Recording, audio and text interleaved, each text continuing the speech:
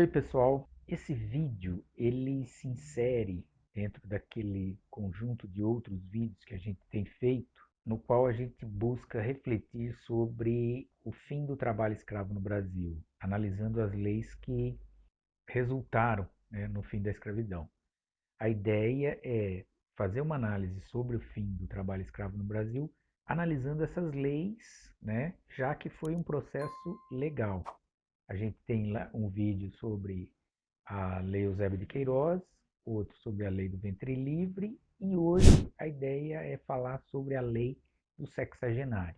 Em princípio, a Lei do Sexagenário, ela parece uma lei contraditória e até um pouco absurda.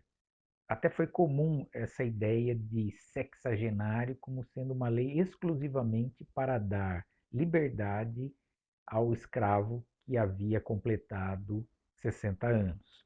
A intenção aqui é a gente refletir sobre a lei, aprofundando um pouco mais sobre ela e perceber que o intuito da lei não era somente esse, certo? A lei do sexagenário é a Lei 3.270, de 28 de setembro de 1885. Em princípio, costuma-se dar ênfase ao fato de que a lei, lá no seu artigo 3º, parágrafo 10, considerava que os escravos que tivessem 60 anos deveriam ser considerados libertos, tá? Mediante uma condição, que era prestar serviços por mais 3 anos. Ou seja, o escravo ele seria considerado liberto a partir dos 60 anos. Mesmo assim, a lei vai dizer que ele ainda teria que trabalhar 3 anos para o seu senhor na forma de indenização, para conseguir efetivamente a sua alforria. Ou seja, ele só seria efetivamente liberto depois de 3 anos. A lei dizia que aqueles que tivessem mais de 65 anos não precisaria prestar esses serviços. Em outras palavras, a partir da promulgação da lei, somente os escravos que tivessem acima de 65 anos seriam considerados libertos.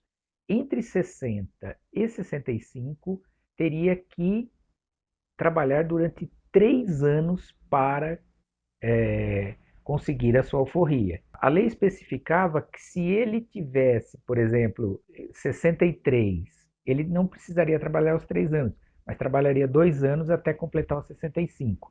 Ao completar os 65, ele seria considerado liberto. E se ele tivesse 60, aí trabalhando 3 para ser considerado liberto. Isso é o que é mais comum, que costuma ser dito aí a respeito da lei do sexagenário. Porém, a nossa intenção aqui é mostrar que a lei é muito mais que isso, tá? Que a lei tem um significado mais amplo do que apenas essa questão que costuma ser abordada ao se referir a essa lei de 1885. Bem, deixando de lado essas considerações iniciais, vamos analisar agora a lei 3.270 de 1885. A lei ela se inicia falando da necessidade de matricular, de fazer uma nova matrícula dos escravos. A lei de 1871 do ventre livre já falava, agora era necessário que o senhor de escravos fizesse uma nova matrícula. A lei 3.270 de 1885, ela traz a seguinte definição sobre o seu sentido. Ela regulava a extinção de todo o trabalho servil. Ou seja, a intenção da lei era acabar gradualmente com a escravidão no Brasil. Esse é um ponto importante.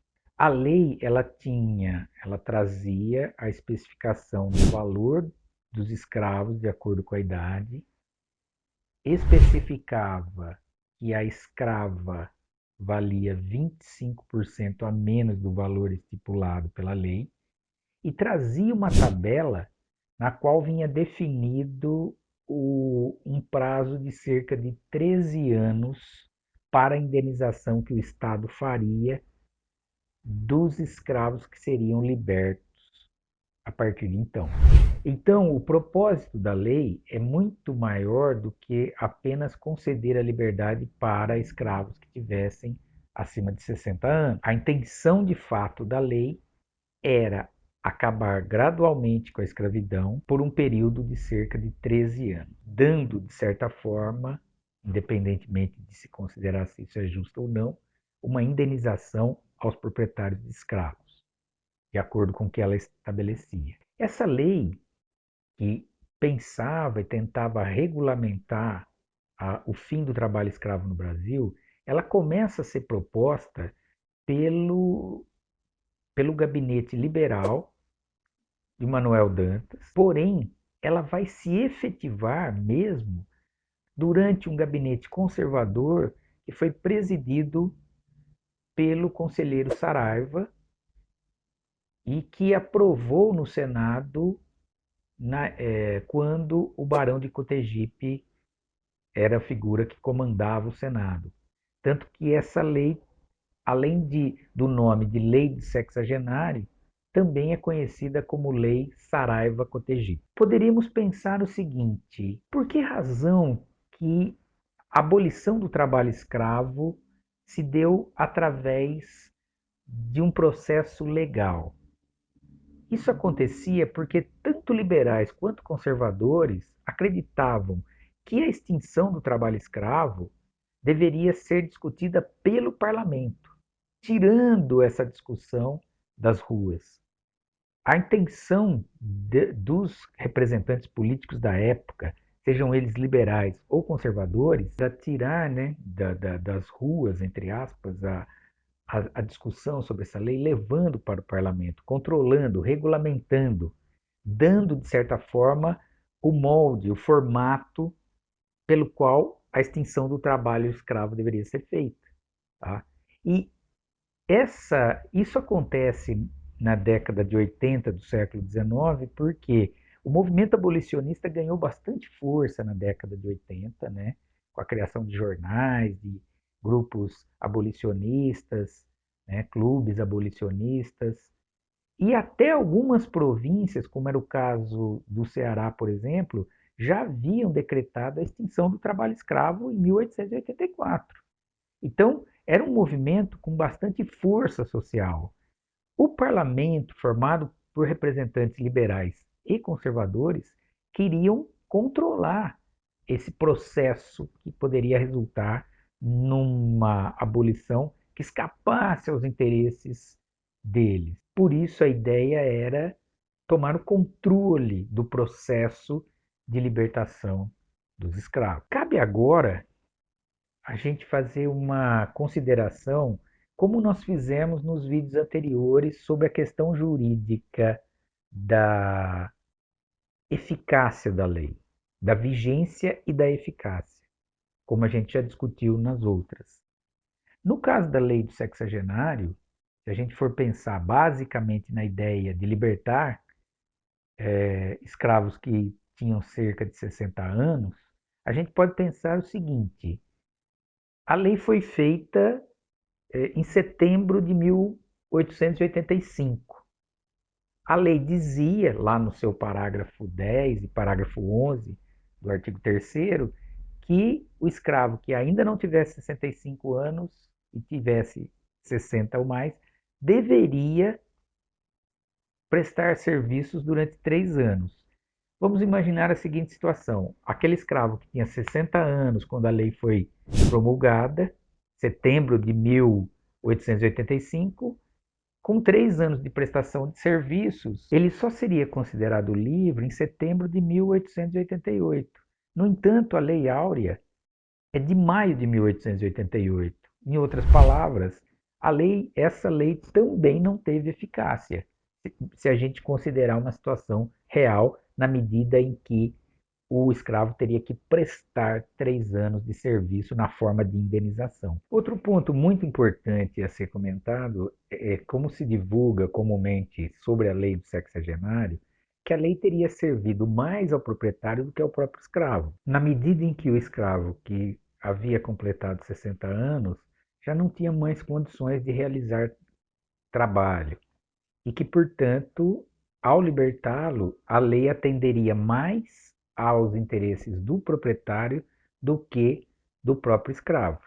É preciso fazer uma correção a respeito disso. No parágrafo 13, a lei vinha especificando que, mesmo depois de cumprido os 3 anos de trabalho como forma de indenização, o senhor de escravos tinha que ficar com o ex-escravo liberto, alimentá-lo, vesti-lo e curar das suas moléstias e exigir dele somente aquilo que ele poderia realizar na forma de trabalho.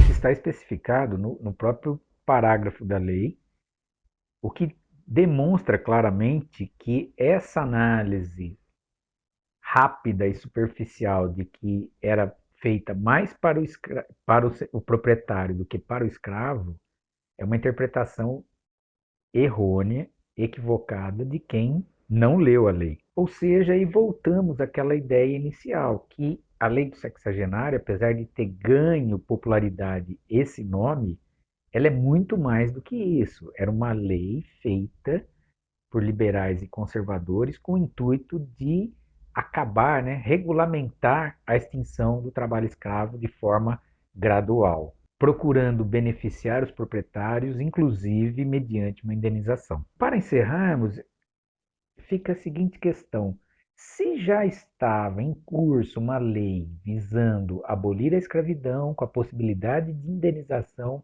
para os proprietários, segundo normas da própria lei, estipulando inclusive um fundo com o intuito, né, de remunerar os proprietários, por que razão 3 anos depois vem uma lei abolindo a escravidão, derrubando essas disposições legais? Mas isso a gente reflete num próximo vídeo. Para quem quiser se aprofundar um pouco mais nessa temática sobre a extinção do trabalho escravo através das leis, clique aqui nos vídeos que estão aparecendo aqui do lado. E por hoje é só, pessoal.